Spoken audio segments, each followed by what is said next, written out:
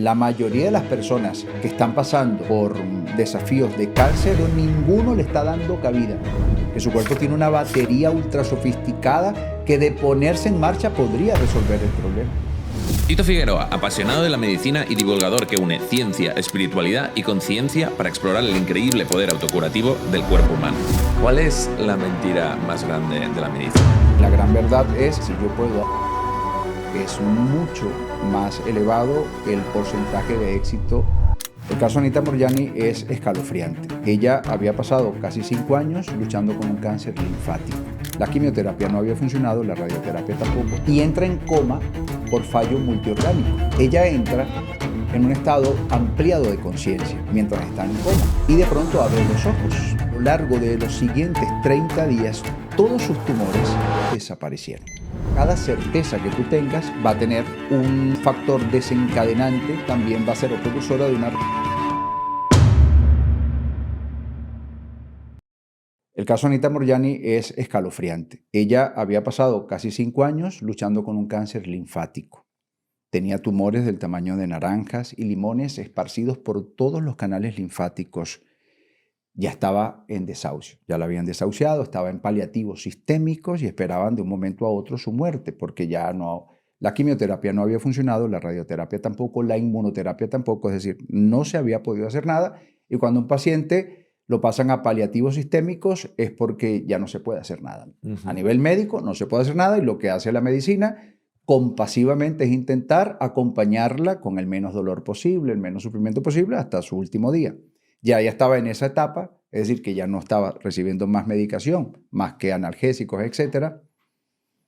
Y entra en coma por fallo multiorgánico.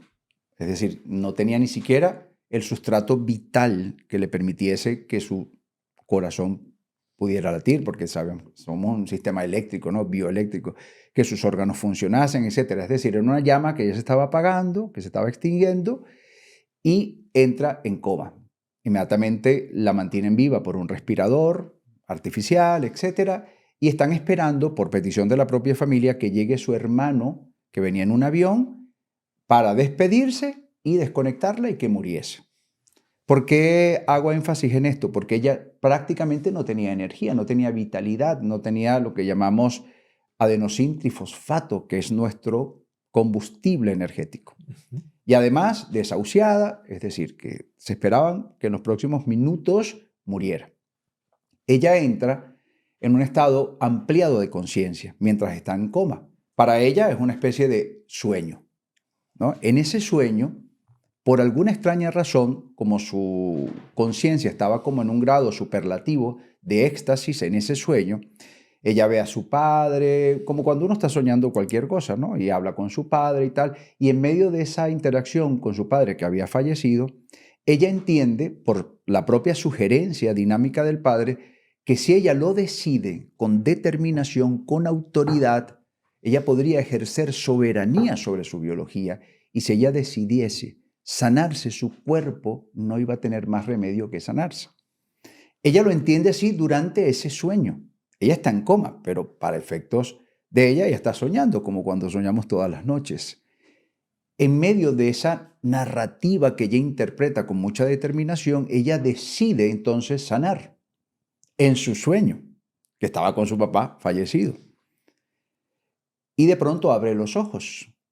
Entonces, claro, para el médico de guardia fue todo un acontecimiento que abriese los ojos. Estaban a punto de desconectarla, ya había llegado el hermano, ella saluda al hermano, dice, y ella asegura que ella se va a sanar. Por supuesto, su médico tratante, con mucha compasión y empatía, le dice, claro que sí, pero por el otro lado le dice a los familiares, apúrense, aprovechen para despedirse, porque cuando vienen este tipo de subidones es muy rápido y la persona fallece. Entonces la familia entra, la madre, el esposo, los hijos y tal, a despedirse, y ella se da cuenta. Pero ella tenía la firmeza por el entendimiento que ella había logrado en un estado de conciencia amplificada, que no es un estado ordinario de conciencia, sino un estado más allá, ¿no? Bueno, ¿qué pasó con Anita Moorjani? Que a lo largo de los siguientes 30 días, todos sus tumores sin quimio, sin radio, sin nada, porque como ya lo dijimos, estaba en paliativos sistémicos, todos desaparecieron. Sin una explicación lógica científica más que el propio cuerpo, por alguna extraña razón, activó sus propios mecanismos de supresión tumoral. El cuerpo tiene expresiones genéticas que ponen en marcha procesos supresores de tumores, bien sea, como te hablaba hace un ratito, por una apoptosis que se induce selectiva en las células cancerígenas, por un factor de necrosis tumoral, por un corte que se hace en la angiogénesis, es decir, se le corta todo el suministro al tumor de sangre, de oxígeno, realmente las células cancerosas no utilizan oxígeno, pero sí glucosa fermentada, etcétera, como combustible. Bueno, todo lo que es la angiogénesis se interrumpe y el tumor puede entonces perecer. Y luego vienen los macrófagos, los neutrófilos y tal, que hacen como eso que tú hablabas al principio, una autofagia, ¿no? Ujú. Y reciclan esas células para producir nuevas células del cuerpo, etc. Eso fue lo que sucedió en el caso de Anita Moorjani. Si eso sucede en una persona cuya vitalidad ya no tenía, que estaba en paliativo sistémico, que había entrado en coma, es porque el potencial siempre ha estado allí. ¿Qué promovió epigenéticamente la puesta en marcha de estos recursos? Es un misterio.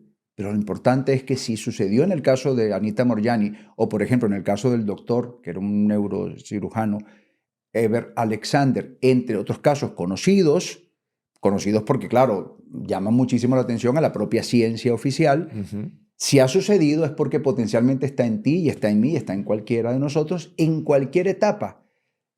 Lo fascinante para mí es indagar en cuáles pueden ser esos mecanismos que promuevan este tipo de respuestas. Todo lo que te iba a preguntar. Claro. Si nos fijamos en el caso de Anita Moorjani, podríamos entender que un detonante pudo haber sido a través de un estado ampliado de conciencia. La comprensión que ella logró en ese estado mental en donde ella tuvo como una especie de hipercomprensión.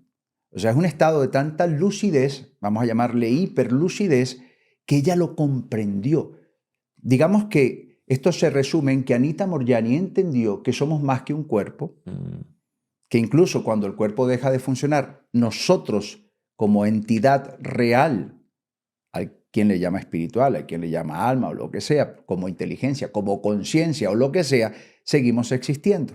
Y ella entendió, y es su mensaje a posteriori, y por eso escribió un libro, etc. Esa se llama Morir para ser yo, porque ella entendió quién era verdaderamente a través de ese proceso en donde prácticamente había muerto, lo que llaman por ahí una experiencia cercana a la muerte, una SM.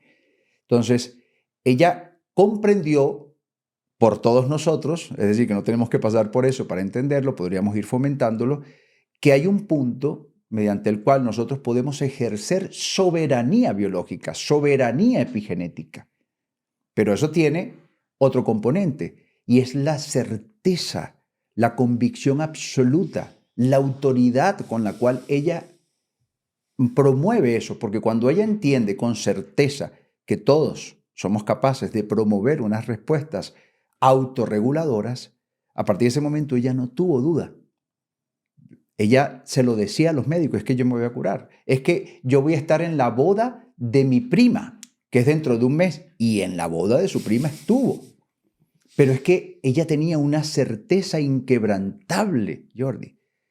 Eso, epigenéticamente hablando, fisiológicamente hablando, tiene un impacto. Así como el estrés, el agobio, el resentimiento, el rencor, tiene un impacto fisiológico bioquímico que también va a derivar en respuestas epigenéticas, incluso en algunos casos inmunosupresoras. Para nadie es secreto que el estrés desconecta al sistema inmune, ¿verdad? El miedo desconecta al sistema inmune. Para que eso ocurra es porque hay una expresión genética dinámica que suprime al sistema inmune. Si las emociones negativas, o vamos a llamarlas así con respeto, las inconvenientes en un momento determinado, porque también pueden ser convenientes en otro contexto, ¿no? Puede ser muy buena una ira en un momento en que te vas a defender la vida, ¿verdad? Así que no vamos a etiquetarlas como malas. Las no funcionales en ese momento. Pero en ese momento, según el contexto, son disfuncionales. Bien. Si las disfuncionales o las emociones que son un poco desagradables, como el rencor, como la rabia, como la ira, etcétera, pueden desencadenar mecanismos fisiológicos que derivan en respuestas epigenéticas, ¿por qué no pensar que el entusiasmo, el éxtasis, el estar en un estado supremo de felicidad no va a desencadenar también respuestas fisiológicas, bioquímicas, epigenéticas, pero el lado contrario? ¿Por qué no? Qué buena forma de entenderlo. Estaríamos viendo solamente la mitad de una realidad. ¿Ves?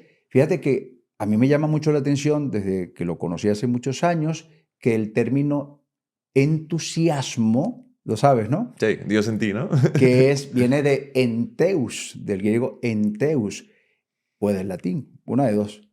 Y lo cierto es que enteus es como llenarse de Dios, como decías tú, Dios en mí.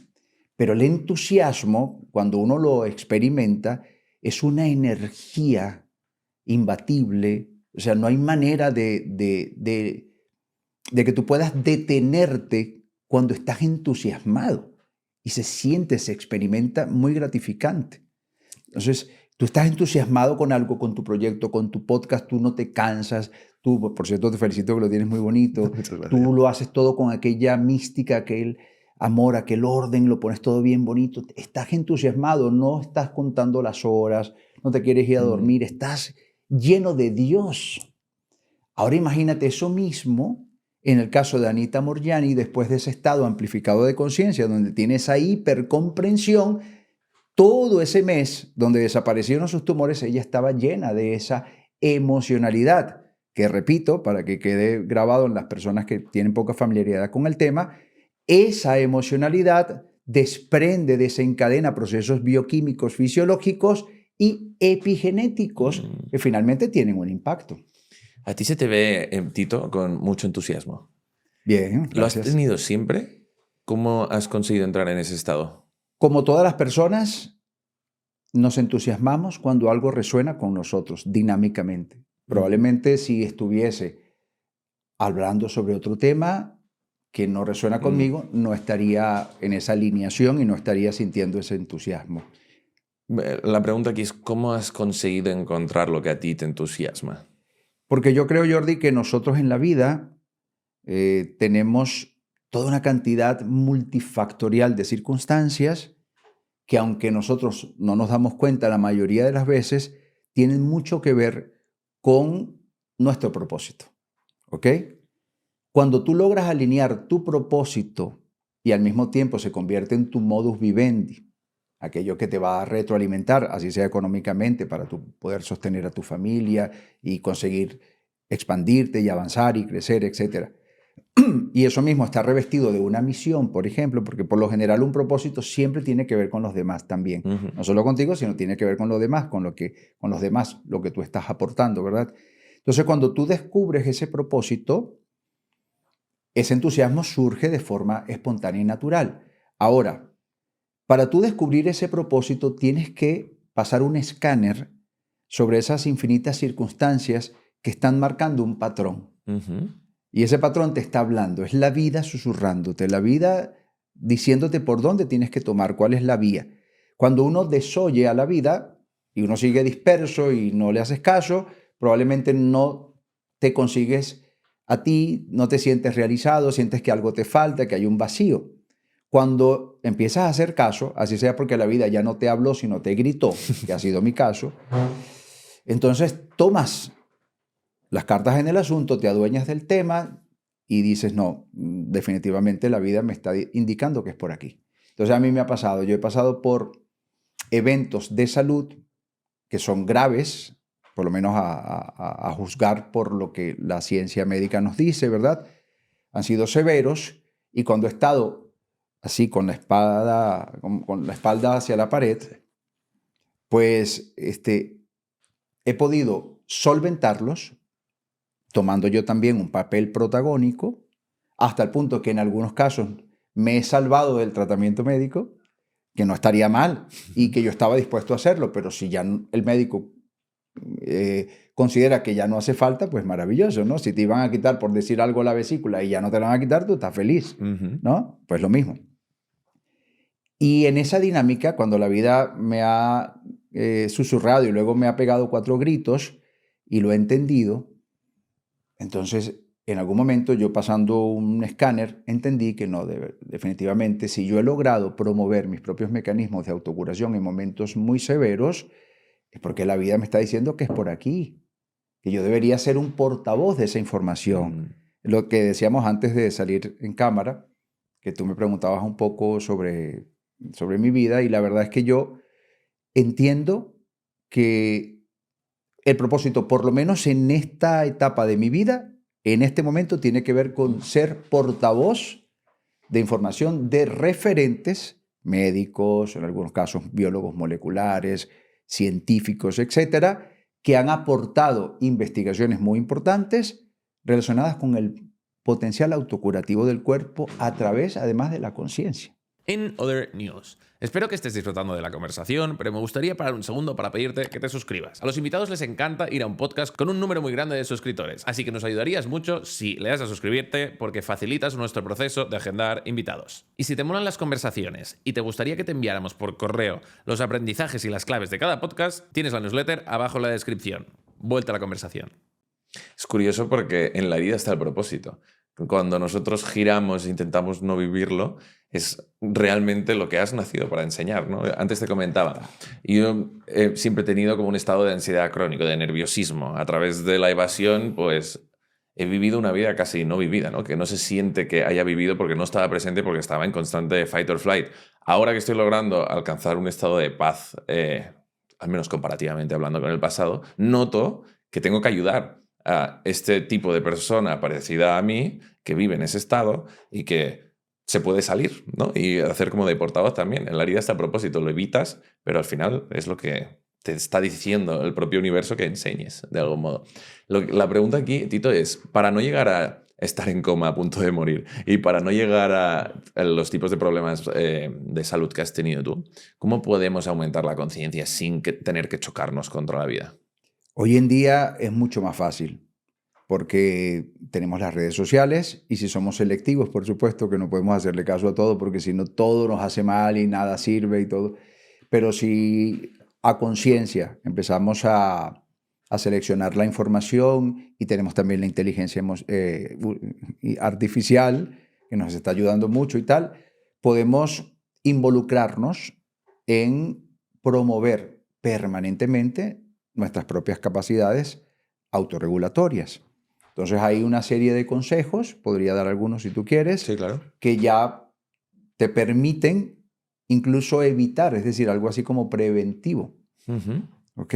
Lo que hay que tener es cierto nivel de conciencia, cierto equilibrio, porque he visto que también en el caso de personas que intentan cuidar su salud, pueden irse a un extremo. Entonces siempre hay una línea muy frágil ahí que nos podemos pasar y no nos damos cuenta.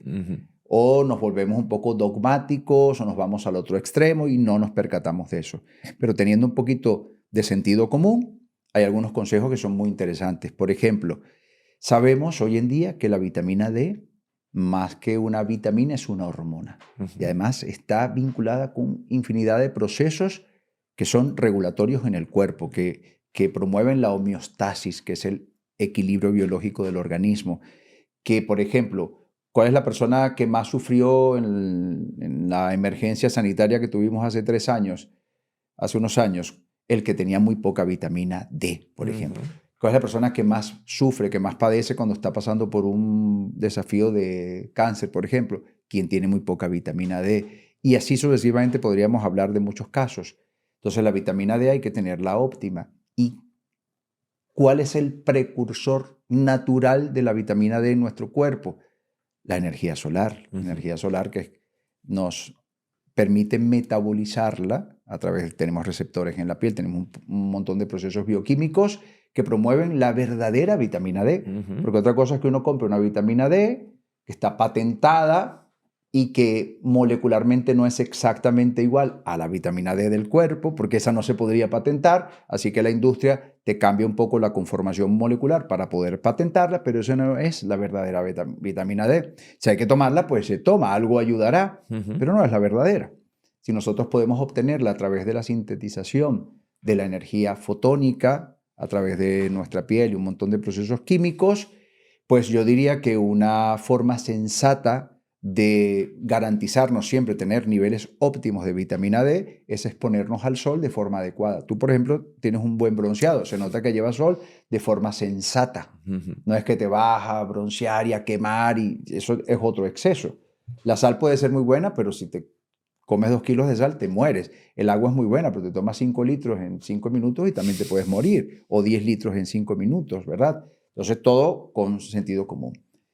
Exponerse al sol adecuadamente, ir haciendo aquello que suena para muchas personas un poco incómodo, que lo he visto en las redes, y es el concepto de callo solar, que es ir exponiéndote gradualmente al sol hasta un momento en que ya puedas estar 1 hora y no te queme, pero empezaste con 2 minutos, 5 minutos y así gradualmente, ¿no? Eso sería un gran consejo. Otro buen consejo, hacer grounding. Nosotros estamos llenos de radicales libres. Eso promueve el estrés oxidativo en nuestro cuerpo. Eso es completamente degenerativo. Promueve la inflamación crónica subyacente. Ya es la tercera vez que digo la palabra. Lo cierto es que ese proceso nos va quitando salud. Mientras más radicales libres tenemos, pues más nos envejecemos, nuestros telómeros se van encogiendo, la inflamación se adueña de nosotros y ni cuenta nos damos, y somos más proclives o susceptibles a desarrollar enfermedades. Tan sencillo como estar media hora, 40 minutos todos los días en contacto con la Tierra. El campo magnético del planeta tiene muchísimos electrones que nos puede donar gratuitamente al estar en contacto, no con un zapato, porque eso es aislante, sino que estamos descalzos en un jardín, en la tierra, en la arena de la playa, lo que sea, estamos allí, empezamos a recibir electrones y electrones y electrones libres que permiten que los que eran radicales libres en nuestro cuerpo dejen de ser radicales libres, porque para quien no conoce esto, Jordi, un radical libre es un átomo. Sabemos que los átomos tienen protones, neutrones y electrones. Los electrones son, digamos, los que están por fuera del núcleo, que son dinámicos, y cuando pierden átomos, estos átomos, cuando pierden electrones, perdón, entonces ellos se ven obligados a parasitar, valga el término, a otros átomos para valerse de sus electrones. Es decir, que hay varios átomos que están agrupados dependiendo de los mismos electrones. Pero cuando empezamos a recibir electrones libres del campo magnético de la Tierra, ahora tenemos electrones de sobra, y estos que estaban parasitando ahora ya tienen sus propios electrones y ya dejan de agruparse, y ahora tenemos tantos electrones que también sube nuestro voltaje eléctrico, la conductividad eléctrica mejora, todo el cuerpo mejora, por supuesto, y cesa el estrés oxidativo y dejamos de tener los radicales libres. Entonces, eso también es una medida muy sensata de ir obteniendo una mejor salud progresivamente.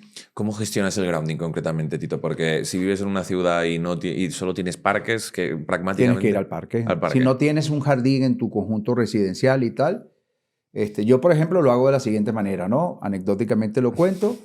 Yo, para no aburrirme, lo que hago es que tengo una pelota y un guante, ¿no? Yo soy de Venezuela, ya nos gusta mucho el béisbol. Entonces tengo una pelota que me pongo descalzo en el jardín de mi casa y empiezo a lanzar mi pelota, la agarro con mi guante. Y ahí estoy 40 minutos, 45 minutos y tal. A veces se me ocurren ideas espectaculares mientras estoy haciendo eso y estoy cargándome de electrones libres. Ahora, lo mismo que leer un libro, recostada de un árbol, o estar con su pareja un ratico idílico en la grama, acostaditos allí.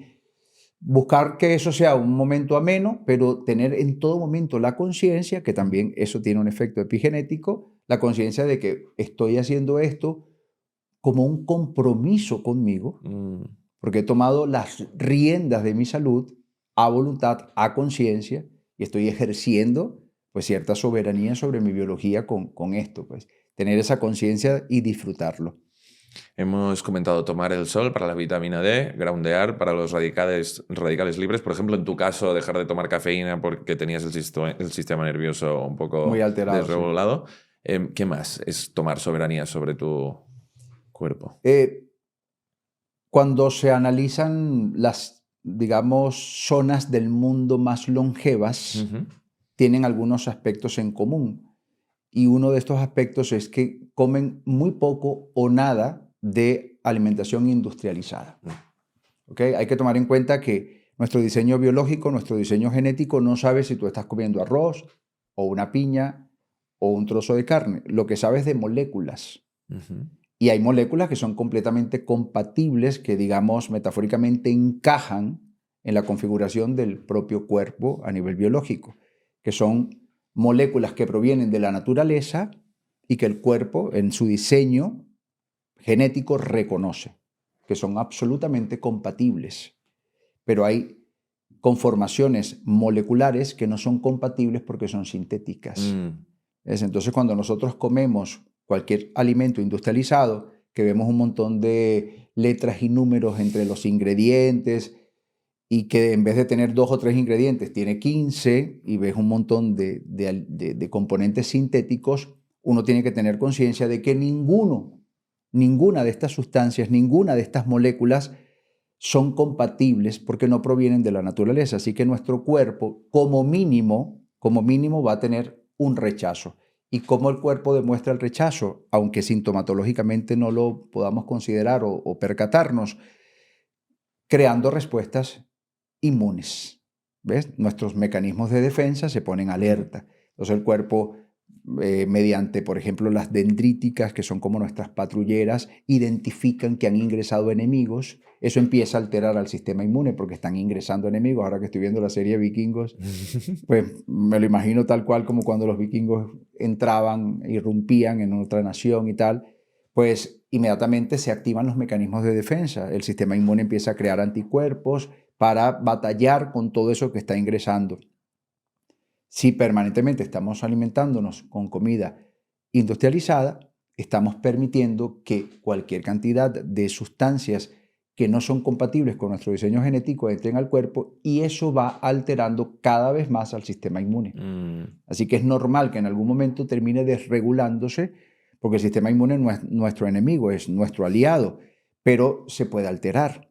Imagínate que tú tienes a tu mascota que te ama y te adora, que tu mascota jamás te haría daño, pero que tú la arrinconas y empiezas a azuzarla y amenazarla y azuzarla. Llega un momento que tu mascota se puede alterar y te puede hasta morder, y si es un gato te puede arañar, porque está alterada, no es ella en su estado natural, está alterada. Pues el sistema inmune es igual, es una red inteligente de células que cada una cumple su misión, pero cuando están alteradas pueden equivocarse.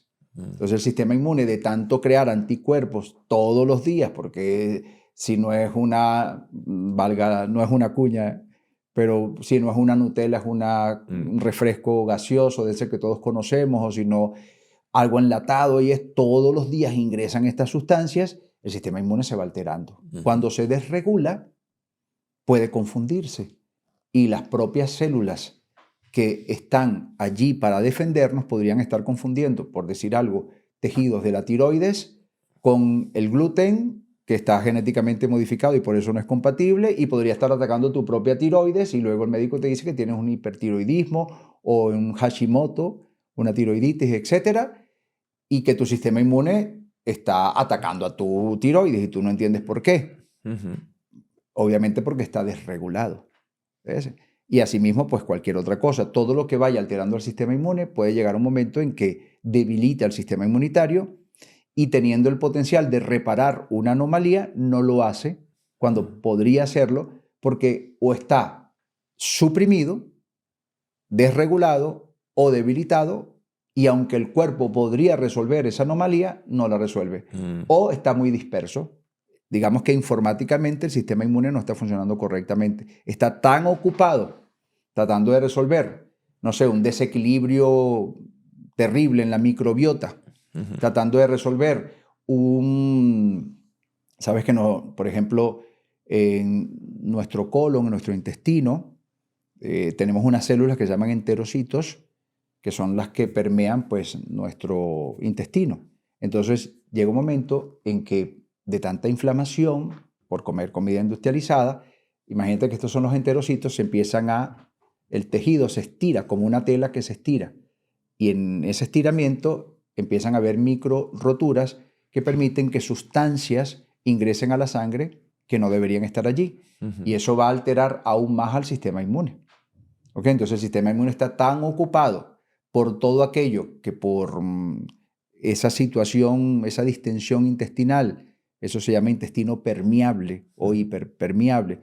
Hay tanta permeabilidad que está permitiendo que pasen muchas sustancias a la sangre, eso tiene al sistema inmune permanentemente alterado, creando anticuerpos y anticuerpos y anticuerpos y anticuerpos, y al mismo tiempo se ha desarrollado un foco tumoral en algún otro tejido y el cuerpo está tan ocupado atendiendo esa situación que le perturba día a día, porque cada vez que comes vuelven a entrar sustancias a la sangre que no deberían estar ahí, él tiene que estar activando patrulleros, neutrófilos, macrófagos, etc. Entonces no se da cuenta y pudiendo promover una apoptosis selectiva en esas células, no lo hace porque está confundido, alterado, incluso disperso informáticamente. Por lo que dices, hay como dos partes, la de regular tu sistema en general, tus hormonas, y también la de la mente, la de creer que es posible y aumentar la conciencia de algún modo, ¿no? Así es. ¿Hasta qué punto es importante uno por encima del otro? Es decir, porcentualmente hablando, ¿qué es más importante, regularte o creer o que tus creencias modulen tu propio cuerpo? Las creencias tienen un papel tan importante que Bruce Lipton, el biólogo molecular, escribió un libro completo dedicado al poder que tiene una creencia sobre la biología. Se llama La biología de las creencias. Y él, al final, lo que te termina demostrando contundentemente es que cada certeza que tú tengas, que puede estar equivocada o puede estar en lo correcto, no importa. Pero cuando ya está en grado de creencia, en grado de impronta, pues va a tener un factor desencadenante a nivel de neurotransmisores, de químicos, de tu biología, que al final también va a ser precursor o precursora de una respuesta epigenética. Entonces, esa respuesta epigenética es dinámica. Podrían promoverse genes, por ejemplo, que son inmunosupresores. Entonces, estos genes estarían desactivando gran parte de tu sistema de defensas y producto de una creencia. Ponme un ejemplo.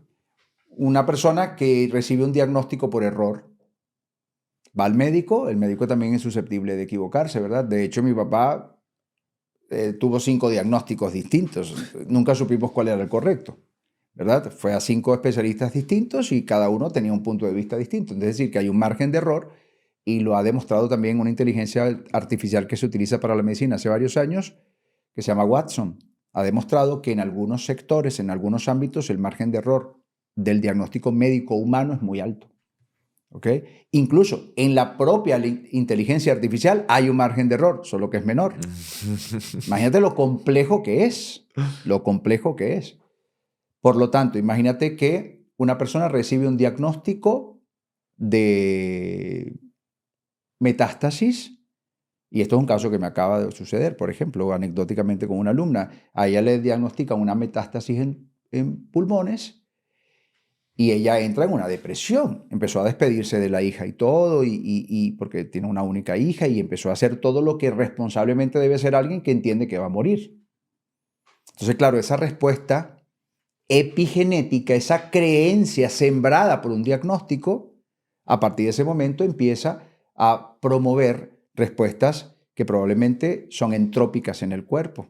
Es decir, que te estás autodestruyendo, porque a partir de ese momento, imagínate nada más, el cortisol súper elevado, vasoconstricción del sistema arterial, ya no está llegando el mismo oxígeno a tus órganos, porque el transporte del oxígeno es la sangre, y si el sistema está vasodilatado, entonces llegan los nutrientes y el oxígeno a tu corazón, a tu cerebro, a tus órganos, y hay un riego sanguíneo fantástico. Pero si hay cortisol y adrenalina, entonces se vasoconstriccionan las arterias, se estrechan y ahora llega menos sangre a los órganos. La mayoría de la sangre se está yendo a los músculos porque el cuerpo cree que estás en una situación de defensa sobre tu vida, ¿no? De mecanismo de lucha. Entonces se va con más fuerza, con mayor volumen a los músculos, pero en realidad tú no te vas a enfrentar a un maleante ni nada. Tú necesitas que esa sangre llegue a los órganos, no a los músculos. Pero por una interpretación o por una creencia hay toda una respuesta bioquímica, fisiológica, etcétera, de tu cuerpo. Eso también suprime el sistema inmune, porque tienes miedo, porque estás aterrado por un diagnóstico y eso suprime el sistema inmune. Imagínate, tu mejor aliado ahora está desconectado, etcétera, etcétera. Por suerte, esta persona llega a nosotros, vamos a decirlo así. No me quiero en ningún momento adjudicar el mérito ni nada. Anecdóticamente, esta persona llega a nosotros y yo le hago ver otra posibilidad, ¿ok? Y bueno, no voy a contar los pormenores, lo cierto es que ella cambió bastante su percepción, muchísimo. De sentirse condenada, ahora lo estaba percibiendo de una forma distinta, esa situación. Y entendió también que ella podría implicarse y tomar un papel activo y tratar de aportarle al propio tratamiento, que le iban a hacer quimioterapia. Ella estaba decidida a hacerse quimioterapia, pero ella entendió que ella también podría aportar algo, implicarse, no depender única y exclusivamente del tratamiento, sino ella también poner de su parte, de forma sinérgica.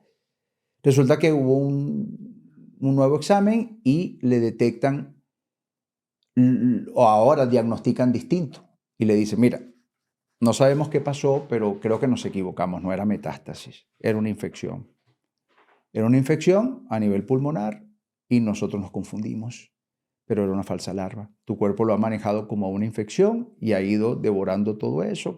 Hay una actividad altísima de macrófagos, de linfocitos, de neutrófilos, etc. Y mira, lo que te vamos ahora a prescribir son unos antibióticos y vete tranquila para tu casa porque no tienes metástasis.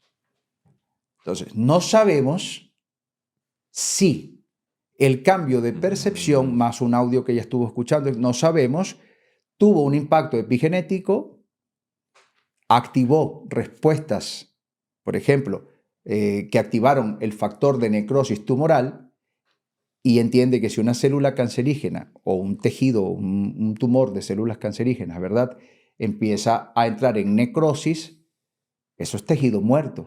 El cuerpo tiene que tratarlo como una infección. Entonces, ese factor de necrosis tumoral pudo ser, esto es hipotético absolutamente, ¿verdad? Pudo ser que el cuerpo ahora lo está tratando como una infección, porque evidentemente si una persona tiene un tumor y su cuerpo activa el factor de necrosis tumoral, es decir, que literalmente promueve la muerte de estas células, ese interín, ese tránsito de tiempo, ahora es una infección para el cuerpo. Ya el cuerpo, luego los macrófagos, se llaman macrófagos porque son las células más grandes que tenemos en el sistema inmune y son los que se comen a nuestros propios tejidos. Ahora los macrófagos, que son como un Pac-Man, empiezan a devorar ese tejido degenerado para luego reciclarlo y crear nuevas células en el organismo a partir de esa materia prima. El cuerpo es perfecto, entonces lo está manejando como una infección, efectivamente. No sabemos si en su cambio de percepción hubo un impacto epigenético, el cuerpo promovió un factor de necrosis tumoral y ahora lo manejó como una infección y lo cierto es que se deshizo de estas células que estaban anómalas o efectivamente había sido un error de diagnóstico. Cualquiera de los dos casos, por suerte para nuestra buena amiga que se acercó a nosotros, pues salió todo bien. Pero el tiempo, como la versión de su oncóloga es nos equivocamos, pensábamos que era metástasis, pero ahora entendemos que no, que era una infección. Vamos a suponer que es así. Bueno, lo cierto es que si ella no hubiera cambiado su percepción, probablemente, entonces ella sintiéndose condenada, sintiéndose ya a muy poco tiempo de la muerte, porque además, según su propia narrativa, la oncóloga le dijo, no creo que podamos hacerte quimioterapia. Vamos a tener que hacer una nueva revisión y vamos a tener una junta médica a ver si te prescribimos quimioterapia, pero es que no creo que se pueda. Y ahí donde está no podemos hacer nada. O sea, era muy fuerte. Y además una mujer joven, con una hija joven. Bueno, obviamente la hija más joven, ¿no? Pero quiero decir que ella se sintió muy mal. O sea, ella salió de ahí ya prácticamente empezando a organizar todo lo que podría organizar antes de su fallecimiento. Esa condena es una creencia y esa creencia va a estar movilizando de forma sostenida, permanente, consistente, respuestas biológicas negativas, inmunosupresoras, caóticas. Háblame un poco, Tito, sobre cómo podemos cambiar esas creencias. Digamos que una persona tiene una creencia que algo le va a salir mal o que tiene algo mal dentro de su salud o incluso que sea real, que le hayan dado un diagnóstico. ¿Cuál es el proceso? Sí, lo primero, y por eso yo me dedico a explorar un poco el fenómeno de las revisiones espontáneas. Ujú. Porque el solo hecho de saber, imagina a un individuo que tiene un diagnóstico terminal de un cáncer. En el momento en que le etiquetan su enfermedad como terminal, ya es una condena. Ujú. Ya esa persona, y como el médico se supone tiene que decir la verdad, y yo no es que esté en contra de que se diga la verdad, pero sí creo que el contexto puede siempre ser un contexto más amigable, ¿no? Más teniendo en cuenta lo que sabes, imagínate El impacto. el impacto que tienen como lo comunica el médico, ¿no? Claro, porque no es igual que te lo diga un amigo que te lo diga el síndrome de la bata blanca, la autoridad, ¿no? Es el que sabe. Entonces, yo siempre hago un llamado a los médicos a que cada vez sean un poco más empáticos. Yo sé que hay muchos médicos que son muy compasivos y saben cómo comunicar este tipo de cosas. No es fácil para un profesional. Él tiene que hacerlo, él está obligado a hacerlo, pero hay maneras. Entonces, te comento, por ejemplo, de qué forma se podría hacer, y ojalá varios médicos vean esto, y cómo podría el especialista dar el mismo diagnóstico, pero dejarle a la persona una respuesta biológica distinta y no condenatoria, donde ya está viendo la muerte como el único destino. ¿Ves? ¿De qué manera? Imagínate que llega un individuo y el oncólogo le va a dar su diagnóstico de cáncer en estado terminal. Tiene que serlo. Es lo que hay, es lo que dice el diagnóstico. Entonces imagínate que el médico, amorosamente, antes de que llegue su paciente, se busque rápidamente en PubMed, que es el portal de publicaciones médicas, uno de los más importantes de Estados Unidos. Todo lo que se publica ahí es oficial, revisado por pares, viene de prestigiosas revistas oficialistas de la medicina. Busque allí algún caso o 2 o 3 de remisiones espontáneas de ese tipo de cáncer, incluso en grado terminal, que los hay, miles.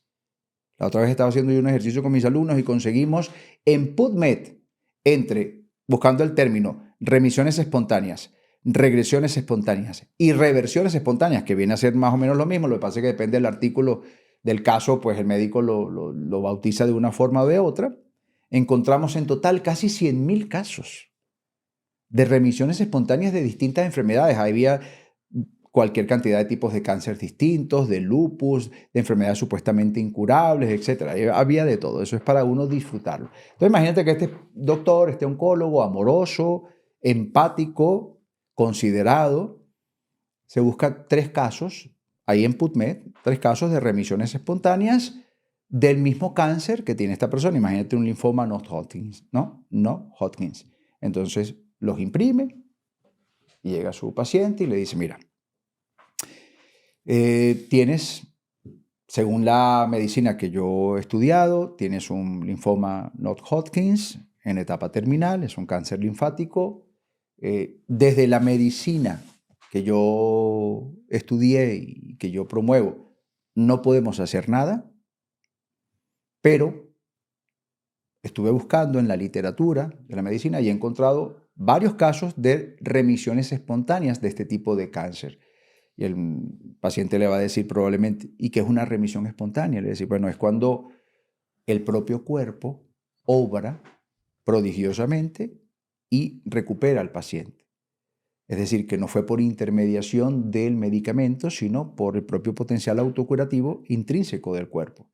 Entonces la persona, ¿y cómo es eso, doctor? ¿Eso existe? Porque la persona no se lo imagina. La mayoría de las personas que están pasando por desafíos de cáncer en este mismo momento que nos están escuchando, ninguno le está dando cabida. Probablemente a la posibilidad de que también su cuerpo tiene mecanismos antitumorales, que su cuerpo tiene una batería ultra sofisticada que de ponerse en marcha podría resolver el problema. Nadie está dando cabida a eso. Todo el mundo está dependiendo de la quimio, de la radio, de la intervención quirúrgica, que todo salga bien, y de la Virgen y de Dios y de quien sea que le tengan fe. Pero pocos le están dando cabida a que dentro de las posibilidades también el cuerpo podría decir algo. Entonces, ahora imagínate, es el mismo diagnóstico, pero se le entregan 3, 4 casos de remisiones espontáneas que se imprimen rápidamente y dice, mira, el cuerpo en algunas condiciones, no siempre, pero en algunas condiciones puede promover su propia curación. Y han habido casos, como el tuyo, en estado terminal, que el propio cuerpo se ha curado. Bueno, hablando de Anita Moorjani, ella era linfoma no Hodgkin, por ejemplo, ¿no? En fase terminal, en paliativos sistémicos, que estaba ya lista. Entonces, compartirle eso y decirle, mira, averigua qué puedes hacer tú también para promover esto. Trata de relacionarte con tu biología, con tus células. Tus células no te escuchan, no te van a entender intelectualmente, pero todo lo que tú puedas producir químicamente a partir de tus pensamientos, de tu intención, eso sí va a llegar a las células y va a ser recibido por receptores de las células y luego dentro de las células va a tener como una transducción química que le va a permitir a tu ADN interpretar lo que tú estás conversando con tus células. Intégrate, perdónate, busca qué resentimiento tienes por ahí que no has superado. ¿Sabes? Buscar cosas, a ver si cambia un poco esa fisiología. Pero el solo hecho de que a lo mejor no va a ocurrir nada y la persona se muere igual, pero el solo hecho de que esa persona se haya llevado una noticia buena, una mala y una buena, ya es un atenuante. Ya no es la condena única. La única posibilidad es que te mueras. No.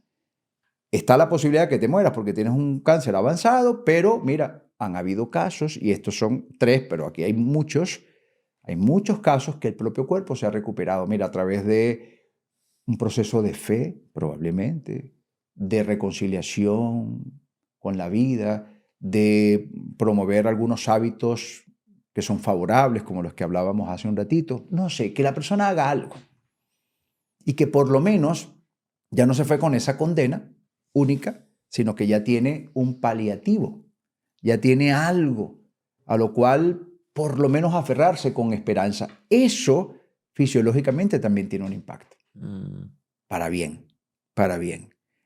No le garantiza que se vaya a curar, tampoco te lo garantiza la quimioterapia, tampoco te lo garantiza la intervención quirúrgica, nada te lo garantiza. Es fe en la vida, ¿no? Un poco. ¿Ves? El propio dinamismo de la vida. De hecho, yo soy de los que piensa que cuando nos toca, nos toca. Es como si estuviese inscrito en el ADN. Cuando te toca si estés sano. Como, por ejemplo, acaba de fallecer el doctor Ángel Escudero, creo que es conveniente que lo mencione. Él acaba de morir con 92 años. Él estaba sano, una persona sana, que toda la vida estuvo sana. Yo creo que el doctor Escudero nunca estuvo enfermo, que yo sepa, porque él tuvo desde el año 1972 hasta 2018, por ahí, no sé si me equivoco, un año más, un año menos, estuvo realizando intervenciones quirúrgicas con bisturí en mano, abriendo, manipulando allá adentro y luego suturando sin anestesia a miles de personas.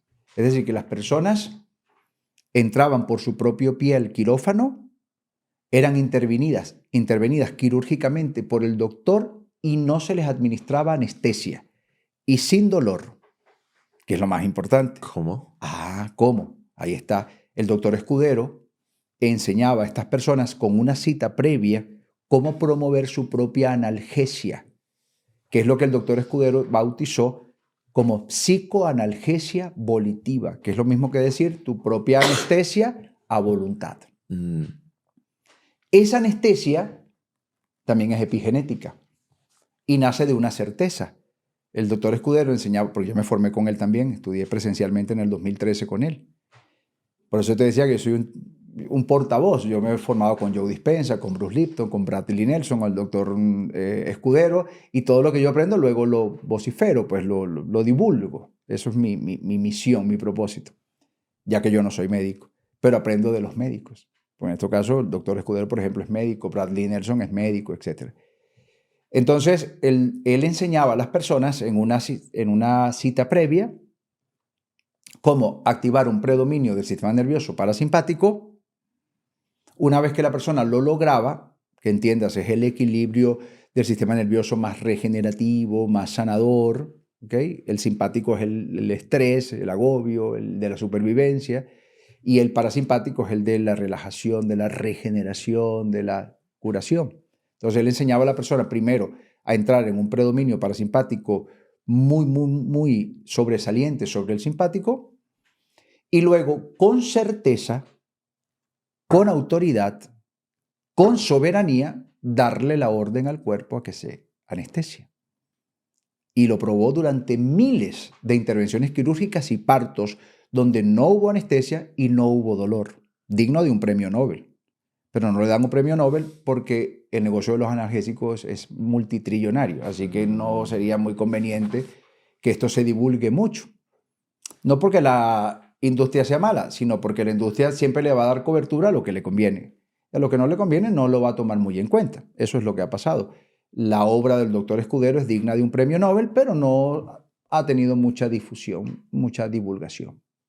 Bueno, lo cierto es que si una persona es capaz, según la experiencia del doctor Escudero y de todos quienes aprendimos con él, porque yo también lo he practicado en mí, yo también lo he enseñado a alumnos muchas veces. Hay cualquier cantidad de situaciones muy interesantes que me han comunicado mis alumnos. Yo, por ejemplo, hice un evento en diciembre y una de las participantes de uno de mis cursos me agarra así por el brazo, bueno, tú estabas ahí, y me dice, Tito Figueroa, yo me he practicado 3 implantes dentales sin anestesia. Wow. Una señora ya de 60 y pocos años, ¿no? 3 implantes dentales sin anestesia, porque aprendió o desarrolló esa destreza de promover tu propia analgesia. Para que tú promuevas tu propia analgesia tiene que haber un montón de cambios bioquímicos. Por ejemplo, que ciertas sustancias, neurotransmisores, neuropéptidos se eleven, otras se inhiban, se bloqueen. Es todo un proceso, digamos, yo le llamaría alquímico del propio cuerpo. Pero que tú logres todo eso a voluntad es lo interesante, es epigenético. Tienen que subir mucho las endorfinas, que son nuestros propios opioides. Está comprobado que nuestros opioides naturales entran a las células a través de los mismos receptores por donde entraría la anestesia química. Ajá, ¿ves? Pero es la propia farmacia endógena del cuerpo. Eso no interesa demasiado. Claro, esa no es tan rentable. Bueno, es 0 de rentabilidad. Entonces, algunas personas tenemos que ser portavoces de esto, por lo menos para que haya un equilibrio. Y con información basada en, por ejemplo, en este caso puntual, la experiencia de miles de personas, que si fuera 1 o 2, bueno, es una pequeña referencia, pero cuando ya son miles de casos, está hablando de una tendencia además contundente. Miles de personas, bien sea por partos sin anestesia y sin dolor, o intervenciones quirúrgicas sin anestesia, sin dolor y sin infecciones postoperatorias, porque cuando hay predominio parasimpático no puede haber infección, porque el simpático es precisamente el que potencia el sistema inmunitario y lo optimiza. Entonces, por eso 0% de infecciones postoperatorias, un margen de error de 0, eso demuestra contundentemente que si el ser humano es capaz de promover su propia anestesia, también podrá promover otros mecanismos regulatorios del cuerpo. Tengo mucha curiosidad, Tito. Sí. ¿Cómo entramos en el sistema parasimpático? Mira, muy fácil. Hay ciertas señales inequívocas de estar en parasimpático o en simpático. Por ejemplo, si ahorita tú revisas tu boca, ¿tienes la boca húmeda, estás salivando o tienes la boca seca? Húmeda, creo. Húmeda, ¿verdad?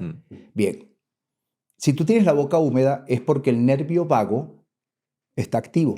El nervio vago es un nervio, creo que es el más grande que tiene el cuerpo, y conecta varias partes del organismo y conjuntamente con las glándulas sublinguales genera la producción de saliva.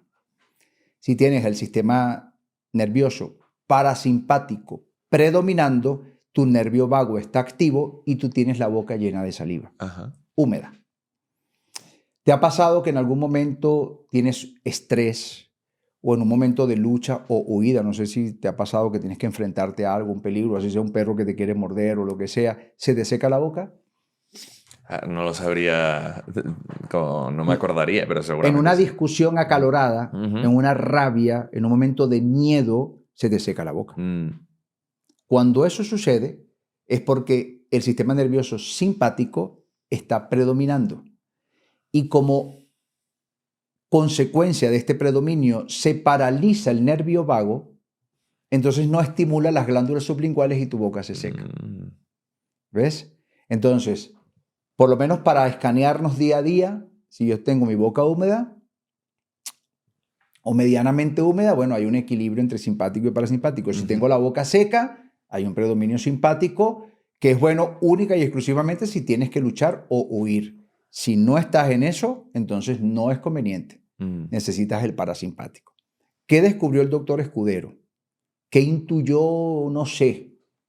Él dijo, bueno, si el parasimpático se puede reflejar por la boca húmeda y llena de saliva y el simpático por la boca seca, si tengo la boca seca pero me obligo a producir saliva, al mismo tiempo estaría obligando al nervio vago a activarse y el nervio vago entonces activaría al sistema nervioso parasimpático. Qué buen razonamiento. Y así fue. Es cuando tú empiezas a salivar, te imaginas, por ejemplo, que llegas a tu cocina, picas un limón, te exprimes ese ácido jugo en tu boca, empiezas a imaginar qué está pasando por el paladar, por la lengua y tal, y empiezas a sentir que tus ojos se ponen brillosos y que produce saliva, ahí está activándose el parasimpático. Ahí estás activando al nervio vago. ¿Ves? Eso es parasimpático. Entonces, él lo que hace es que la persona durante un tiempo sostenido produzca mucha saliva. Llega un momento en que la saliva además es una saliva muy líquida, no es espumosa, no es pastosa, es una saliva muy finita, muy líquida y fluye. Es como si se inyecta, es cálida, ¿ok? Y tienes mucha saliva. Bueno, cuando estás a punto de dormirte o cuando tú bostezas, produce saliva, ¿verdad? Si tienes a un bebé en tus brazos que te enternece, produce saliva. Si estás en un momento idílico con la persona que amas, produce saliva. ¿Ves? Entonces, todo lo que el cuerpo refleja como positivo, te produce saliva. Por eso la sabiduría popular ha acuñado el término de se te hizo agua a la boca. ¿Sabes? Cuando algo te gusta, salivas, o los propios perros, como el experimento de Pavlov, que a los perros, antes de darles comida, les sonaba una campana y cuando ellos iban a comer, le estaban sonando la campana, pim, pim, pim, pim, pim, pim, y ellos estaban comiendo y la campana estaba sonando. Y fueron condicionando a estos animales al sonido. Había interconexiones neuronales del cerebro que habían asociado el placer de comer con el sonido de la campana. Luego, con el solo hecho de sonar la campana, los perros empezaban a salivar aunque no había llegado la comida. Ya había un acto reflejo, un acto condicionado, una respuesta fisiológica condicionada. Pues esto es exactamente lo mismo.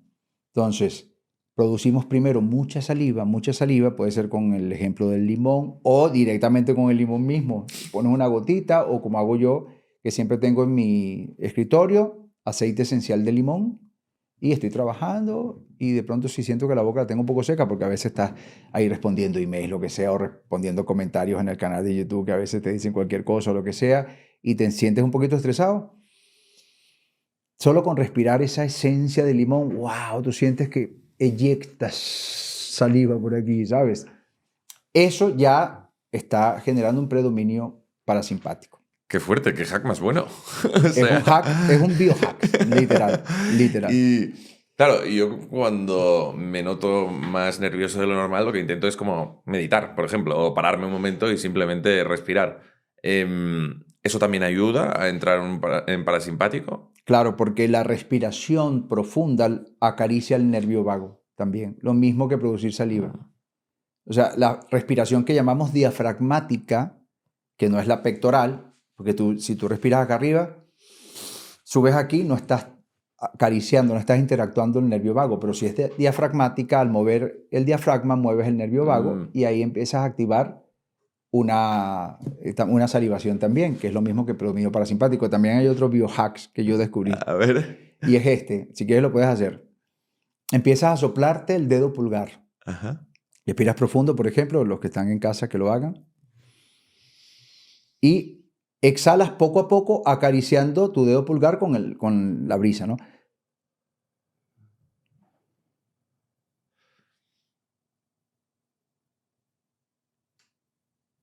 Y otra vez. Qué mal pulmón tengo.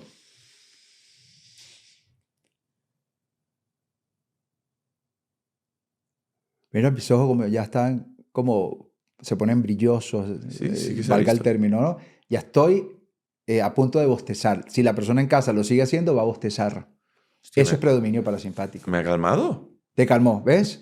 Qué fuerte. De hecho, hubo una etapa de mi vida que yo empecé a experimentar ataques de pánico inusitados, ¿no? Así, intempestivos. De hecho, podría estar en el cine o un almuerzo agradable o conduciendo y de pronto me sobrevenía un ataque de pánico.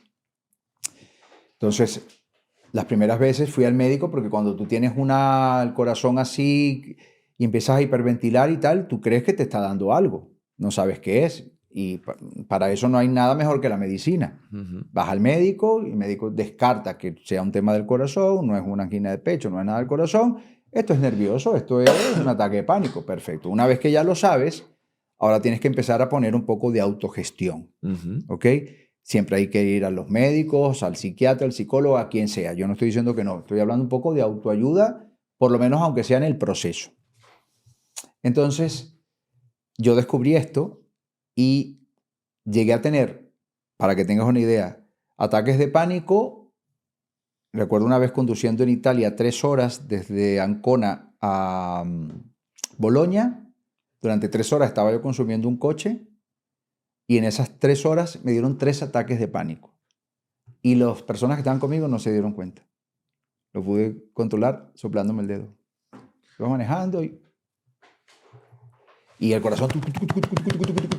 Y tú sabes, tú sientes que te vas a morir, que es una cosa horrible. Es una cosa horrible. Te secuestra el sistema, digamos, límbico, reptiliano, el sistema más primitivo del cuerpo, te secuestra y para efectos del cuerpo es que te vas a morir, para efectos del cuerpo. Necesitas suplicar ayuda. ¿Ok? Pero ya cuando yo me di cuenta que esto era un tema que yo tenía que controlarlo, porque si no me iban a medicar, etcétera, empecé a proponerme controlarlo. Y lo logré soplando el dedo. Era algo tan interesante que yo soplándome el dedo iba escaneando y me daba cuenta, por ejemplo, que ya había mejorado como un 5%, pero había mejorado. Que si mejoró un 5%, puede mejorar un 5% más y luego un 5% más. Y claro, no es de un momento a otro, pero lo controlas. Me gustaría ver el momento en el que se te ocurrió empezar a soplarte. Vale, pero tengo aquí una pregunta, porque esto me suena un poco, Tito, quizá a atacar, o no atacar, a ofrecer como una solución momentánea, pero no a lo que hay debajo, ¿no? Es decir, ¿por qué entramos en una desregulación del sistema nervioso en primer lugar? Claro. Eso es lo que me gustaría. Me gusta. La relación causal siempre hay que buscarla. Un ataque de pánico frecuente podría estar relacionado, como en mi caso yo descubrí finalmente que era un desequilibrio en mi microbiota. ¿Ves? Entonces, pues yo logré ese equilibrio y ya dejó de suceder. Por lo tanto, hay que buscar la relación causal. Que tú vayas a un especialista de la mente, un psicólogo, o que vayas a un psiquiatra, tampoco te garantiza que vayan a encontrar la relación causal. Te puede prescribir, por ejemplo, diazepam o lo que sea, pero eso no va a solucionar la causa raíz que está detonando este tipo de... Entonces toca tomar un papel protagónico, que es la premisa de todo este programa. Tomar un papel protagónico. ¿Qué puedo hacer yo también para en algún momento prescindir ya del medicamento? Es decir, que el propio médico considere que ya no lo necesito. ¿Qué puedo hacer yo? Y en este caso, por ejemplo, hay que buscar posibles causas. La microbiota, que es esa población, ese Jurassic Park que todos tenemos a nivel de microorganismos en nuestro intestino, aunque el microbioma es en todo nuestro cuerpo, pero digamos a nivel intestinal tenemos una población allí de microorganismos que en muchos casos hacen simbiosis y sinergia con nosotros y nos ayudan con enzimas, con un montón de infinitos procesos químicos del cuerpo y de todo tipo. Y con la creación de neurotransmisores, neuropéptidos, hormonas, etc. Hay otros microorganismos que quizás por una alimentación inadecuada han sobrecrecido y eso genera ese desbalance. El desbalance, por ejemplo, a nivel del intestino delgado le llaman SIBO. Es cuando hay una población microorgánica excesiva que es perjudicial en relación a la que es benefactora. Entonces, en este caso hay que tomar en cuenta que eso podría ser una relación causal, porque entre otras cosas, para tú sentirte óptimo a nivel anímico, tú necesitas tener, por ejemplo, tus niveles de serotonina estables en sangre, de oxitocina, de dopamina y de ciertas sustancias químicas que te promueven esa sensación de bienestar. Pero imagínate que tú tengas un sobrecrecimiento perjudicial de microorganismos que estarían devorándose a esa serotonina antes de que se distribuya en sangre. Dicen que más del 80% se produce en el intestino, gracias a la microbiota. Otra parte se produce en el hipotálamo. Pero si tienes un desequilibrio en serotonina, que podría también configurarse como una depresión, depende del caso, habría que buscar por qué tienes menos serotonina. Porque de pronto te dan un recaptador de serotonina, te dan algún tipo de serotonina sintética, una medicación y te va a ayudar durante unas cuantas horas. Pero el cuerpo no la está produciendo óptimamente. Podría ser o que esa población de microorganismos que es patógena se están comiendo a la misma serotonina o están interfiriendo en la producción de serotonina. Interrumpen el proceso de producción de esa serotonina. Por decir algo, esto es solo un ejemplo. Habría que buscar allí. También habría que buscar otras cosas. O sea, otros aspectos, otros ámbitos. El propio ámbito neurofisiológico, ya directamente a veces hay anomalías en la producción de ciertos neurotransmisores por otras cosas, hay factores genéticos, hay factores epigenéticos, digamos que hay que buscar, pero mientras tanto hay que hacer cosas y no dejar solo al médico y al medicamento, sino uno también tiene que tener una participación allí protagónica. Te iba a preguntar una cosa, porque el último día escuché algo muy interesante de un psicólogo que dijo que todos los problemas a los que venía la gente a sus consultas con más de 35 años eran problemas espirituales. Es decir, la mayoría de casos no era que hubieran tenido algún tipo de trauma, sino que era desconexión con algo superior que le diera sentido a la vida, por lo tanto acababan generando algún tipo de trastorno. ¿Qué opinas en cuanto a espiritualidad y qué influencia tiene pragmáticamente en nuestra vida? El término espiritualidad es bastante pragmático. Perdón, bastante abstracto. Lo contrario a pragmático. Es bastante abstracto, así que es un poco complicado darte el contexto sin entender exactamente cuál es la premisa en la cual él se basa, ¿no? Pero entiendo que, por lo que dijiste, que tiene que ver con si la persona se siente un poco extraviada porque no ha conseguido su propósito en la vida. Algo así. Se siente sobreidentificada con el personaje. Se siente sobreidentificada con el ego, con el jugador y no con el observador, por llamarlo. Me gusta. Tito Figueroa es un constructo, es un personaje, producto de un sistema de creencias que a su vez es consecuencia de lo que aprendió, de lo que vivió, de lo que interpretó y de un montón de cosas, ¿verdad? Ese es Tito Figueroa, pero no es Tito en realidad. Es un constructo, es un personaje que dinámicamente se ha ido modificando con los años. Ese es Tito Figueroa, pero eso no es el verdadero Tito. El verdadero Tito es la esencia que habita este avatar, este cuerpo biológico, y que, digamos, tiene una connotación supradimensional y supraconsciencial, es decir, que pertenece probablemente, yo como conciencia, soy parte fractal de algo inconmensurable, de algo superior. Conectarme con eso, entiendo que tiene mucho que ver con la introspección, con cerrar mis ojos, con hacer meditación, con encontrarme, con escucharme, con responderme yo de manera muy intuitiva, de forma muy espontánea, ¿quién soy?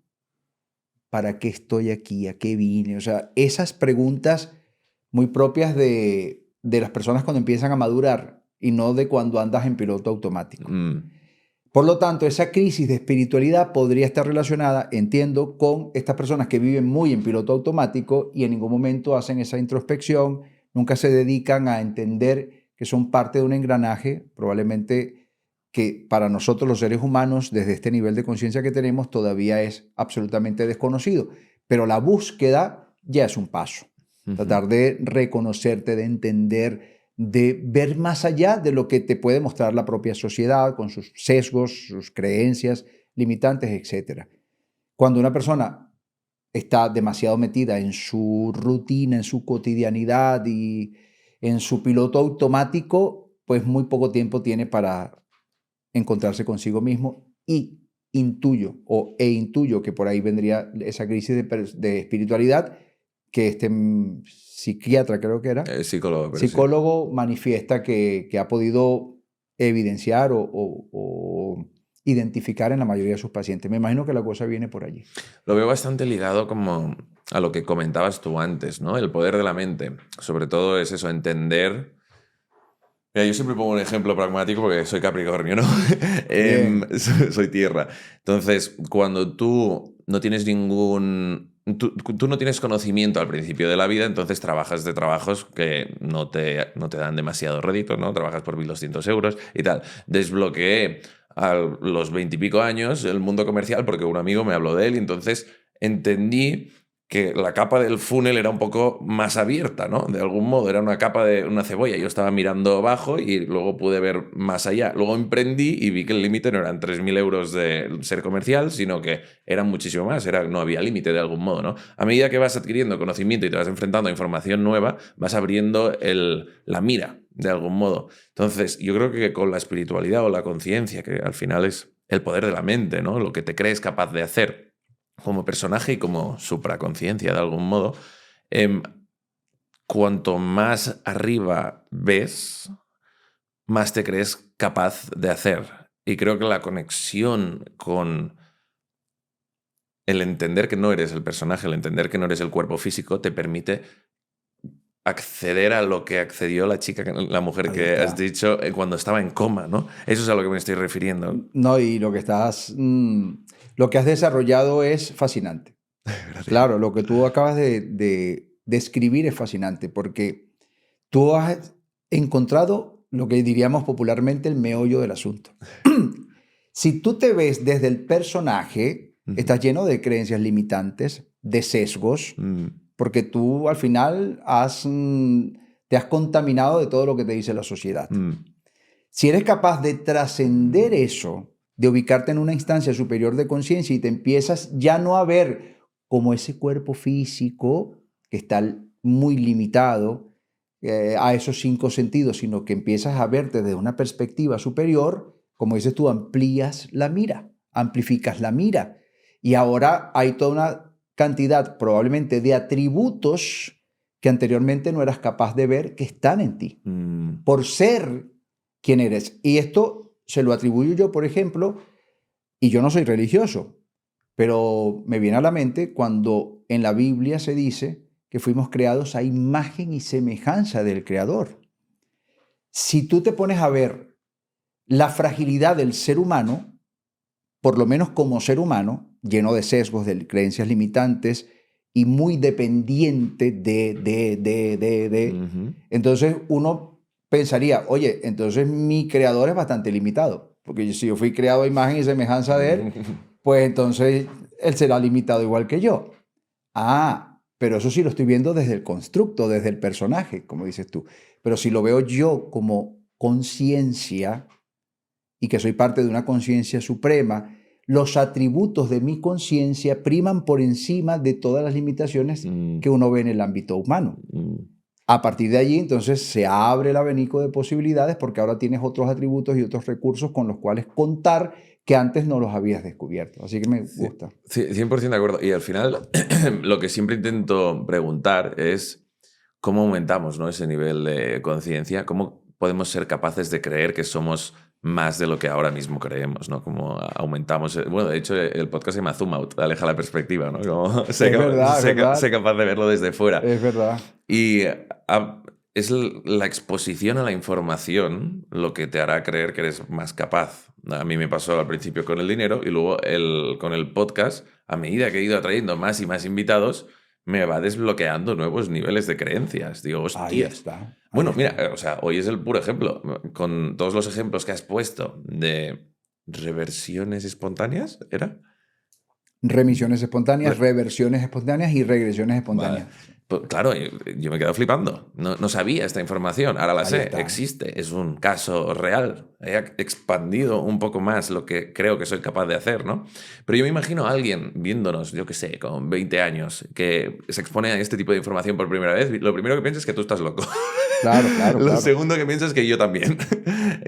¿Cómo le describirías a esa persona como ese camino, ¿no?, para llegar a poder expandir sus creencias de algún modo? Y que no sea con ejemplos, que no te diría como pon algún ejemplo que demuestre que lo que dices es real, sino cuál es su camino, qué tiene que seguir.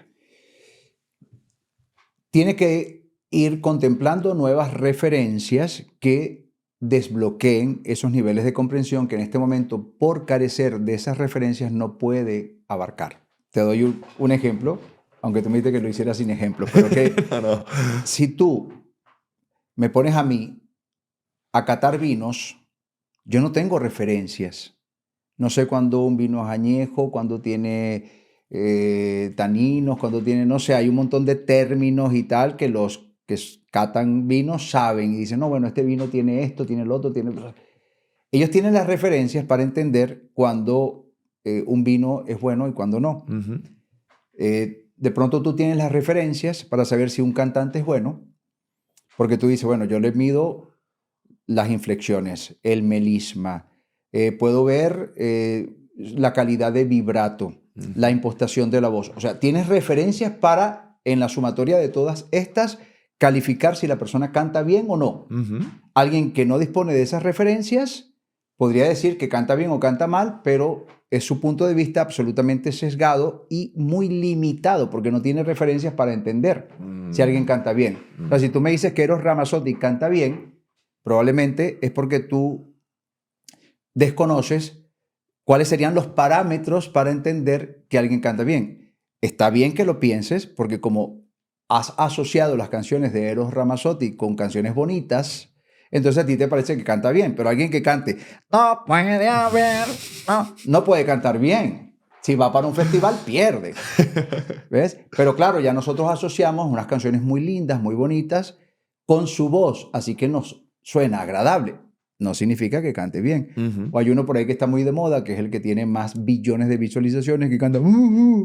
¿Sabes cuando uno que dice Bad Bunny por ahí, no? Ah, vale. Si tú me dices que Bad Bunny canta bien, probablemente es porque no sabes o no tienes las referencias necesarias. Pues lo mismo.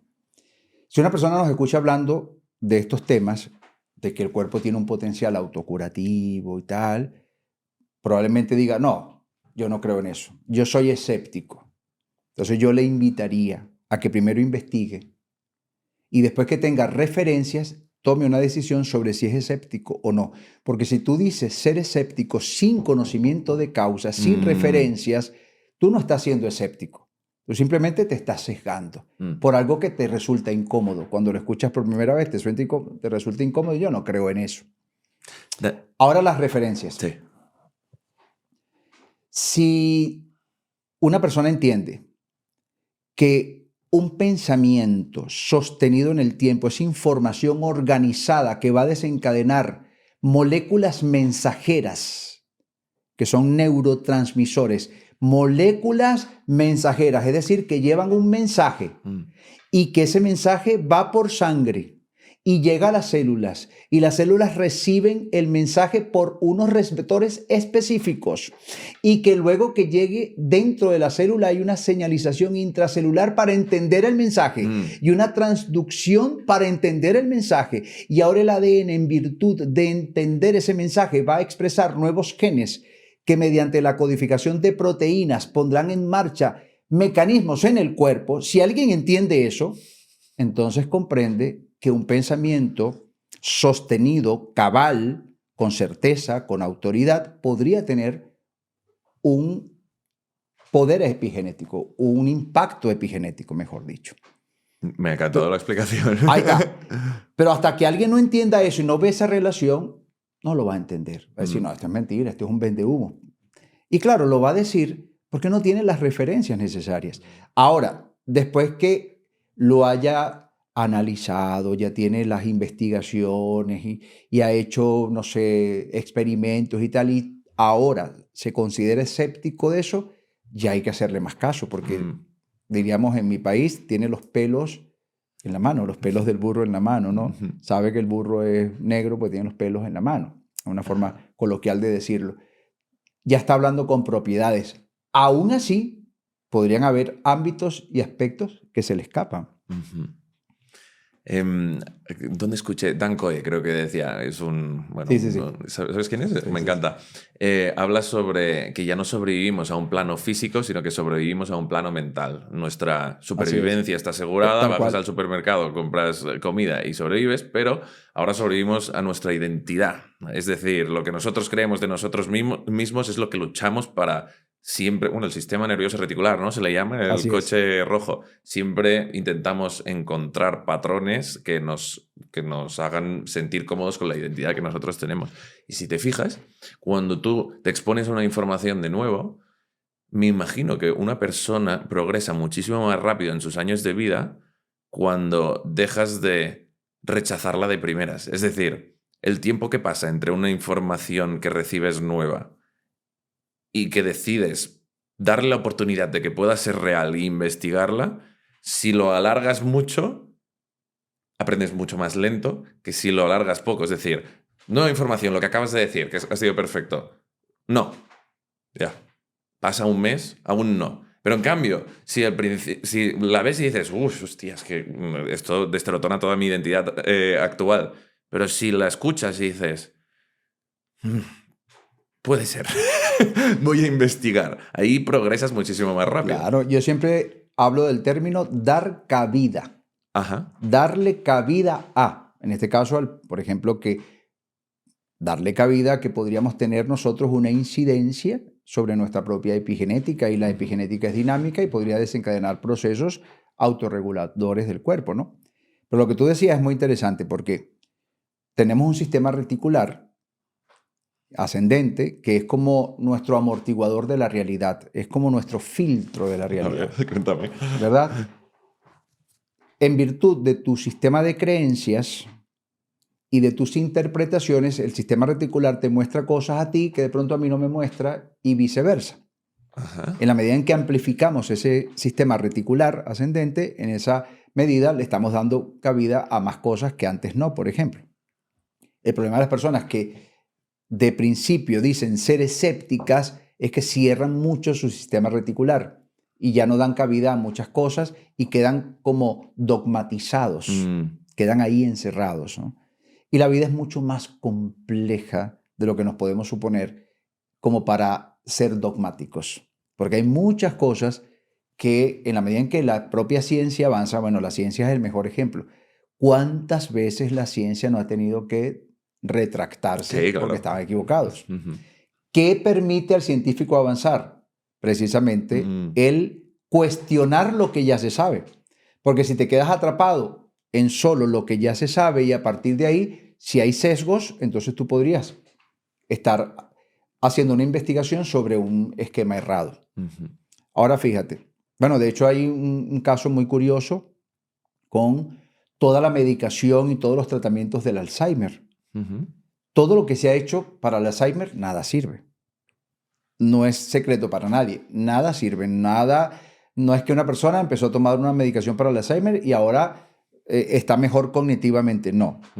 Puede ser que él esté más calmado y ya no esté agresivo mientras tiene la medicación, pero de que sirva para el Alzheimer, nada, ¿verdad? Pero hace pocos años, creo que un par de años, se descubrió que todos los estudios que permitían a los científicos desarrollar nueva medicación y tratamiento para el Alzheimer estaban errados porque la base científica estaba adulterada, había sido alterada, incluso falsificada. Eso se descubrió hace pocos años. Si lo buscas en internet lo vas a conseguir. Ahora, lo importante es tener un sistema reticular un poco más abierto. Nosotros tenemos muchos sesgos. Por ejemplo, el sesgo de la confirmación. El sesgo de la confirmación es que nuestras creencias siempre vamos a buscar maneras retóricas de confirmar nuestras creencias. Y ahí podríamos estar muy sesgados. Entonces hay que ser objetivos en ese sentido, ¿no? Incluso con nuestras propias ideas. Mi propia idea de la posibilidad de la autocuración. Hay que uno cuestionarse. Uno tiene siempre que cuestionarse todo. Que tú crees que la Biblia es el libro, la palabra de Dios, cuestiónatelo. No significa que no vayas a seguir profesando tu religión, pero cuestiónatelo. Date permiso. Y que no lo creas, también cuestiónatelo, ¿no? Claro. Y que no lo creas también. ¿Crees que no existe Dios? Cuestiónatelo. ¿De dónde? ¿Cuál fue la mayor fuente de la cual tú bebiste y que generó una arquitectura neurológica en tu cerebro que ahora se manifiesta como ciertas creencias que tú crees que son tuyas? ¿Quién influyó? ¿Quién influyó ahí? Es interesante cuestionarlo, ¿ves? Tanto si crees en Dios como si no crees en Dios, tanto si crees en Jesús o en Alá o en Mahoma o en quien sea. Es muy importante cuestionarse. Cuando uno se cuestiona, amplifica el sistema reticular ascendente. Solo por cuestionar ya amplificas. Solo por cuestionar. Que luego que amplificaste, que averiguaste, que indagaste y exploraste, sigues quedándote o confirmando tu creencia, también es válido. Pero cuestionarlo es un ejercicio de madurez y evolución. 100% de acuerdo. 100%. Tito, me ha encantado la conversación. Llevamos aquí una buena filosofada. Antes, normalmente pregunto, ahora una pregunta que te haré, pero antes de esto, digamos que te conozco en un bar. ¿Cuál es tu identidad? En 20 segundos, ¿qué dices que eres? Oye, ¿quién eres? Siempre digo que soy un libre pensador. Ah, sí, me gusta. Sí. ¿Y tú qué te dedicas? Yo soy un libre pensador. Siempre, siempre. ¿Sí? Vale, y ahora sí. Te doy un altavoz, te escucha todo el mundo durante 1 minuto y te van a hacer caso en lo que digas. No esperemos a que la ciencia oficial nos compruebe que tenemos un potencial autocurativo que es inconmensurable. Existe. Nosotros desde muy pequeños, desde que nacimos, desde que nos conformamos incluso, nuestro potencial ha estado resolviendo muchas mini crisis y muchas crisis. Y ese potencial está allí, siempre trabajando.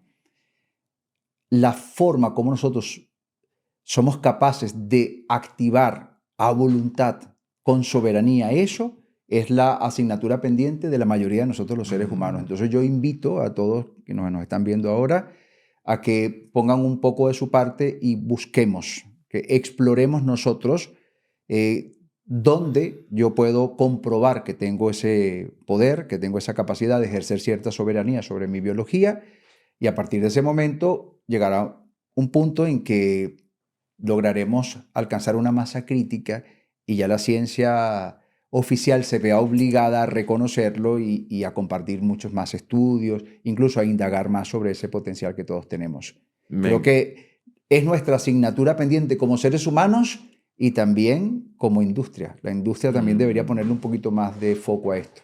Por eso las remisiones espontáneas. Tito, me ha encantado la conversación, la verdad. A mí también. Me has expandido varios límites que tenía.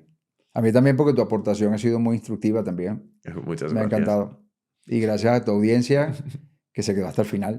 ¿Dónde te pueden encontrar, Tito? En titofigueroa.com tienen un curso gratuito que se llama Remisiones Espontáneas, donde exploramos un poco ya más seriamente esta fenomenología. Muchas gracias. ¿No te da la sensación de que el algoritmo es como un poco un dios que selecciona perfectamente para ti? Pues en este caso no va a ser menos y el algoritmo ha seleccionado el vídeo perfecto para ti. Así que clic aquí para ir a él y no olvides suscribirte.